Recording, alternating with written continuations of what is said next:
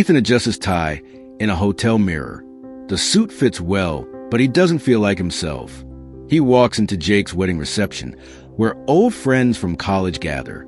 Jake's startup is now worth millions. Everyone talks about promotions, investments, homes abroad.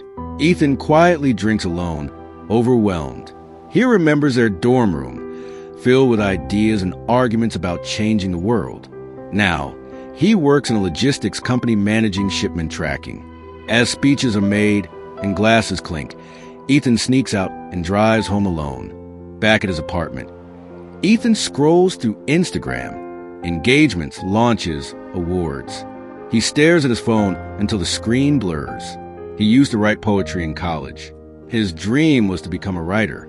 That dream was shelved the day bills started piling up. He wakes up, drinks bitter coffee, and drags himself to work. He gets a promotion offer that he accepts mechanically. That night, his sister Claire calls. She hears the emptiness in his voice. "When was the last time you wrote something?" she asks. Ethan begins waking up late, ignoring calls. At a meeting, he zones out completely. His manager notices. One night after work, stuck in traffic, he has a panic attack. Horns blare. His eyes water. The weight of his unlived potential feels suffocating. He parks near a bench by the lake and sits for hours. An old couple nearby laugh while feeding ducks. The simplicity of their joy cuts through his fog. He cries silently. One rainy evening, Ethan takes a wrong turn and finds himself in front of an old bookstore with a flickering sign. Inside, it smells of parchment and wood polish. He meets Mara, the quiet owner with sharp eyes and a peaceful aura. She offers him tea. They talk vaguely. She asks him what he does. He lies, "I'm a writer." She smiles gently. "No, you're not, but you could be." Ethan starts visiting the bookstore regularly. They talk about old authors, poetry, meaning Mara hands him a notebook and says, "Write the story of your life like it matters." He starts small, journaling memories, pain, confusion. It hurts, but it also begins to awaken something. Each entry peels back another layer. He begins confronting his decisions. Ethan rereads his childhood journals, finds an old story he wrote at 12, feels both shame and awe. He writes a short blog post titled, "How I Buried My Voice for a Paycheck," posted anonymously, receives unexpected support. At the bookstore, Mara gives him a list of local writing circles. He visits one. Nervous but inspired, he listens. He doesn't speak, but he writes again that night. One day, the bookstore is closed.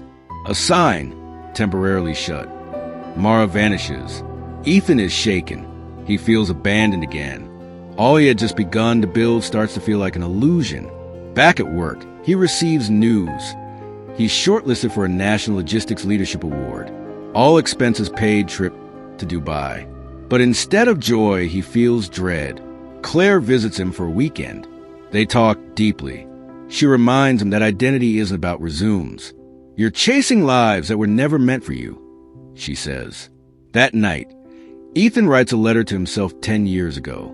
It's raw, brutal, and freeing. Ethan tracks down Mr. Levine, his old high school teacher. They meet at a park.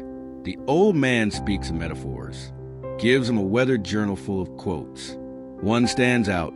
"They soared fast, but you'll fly true."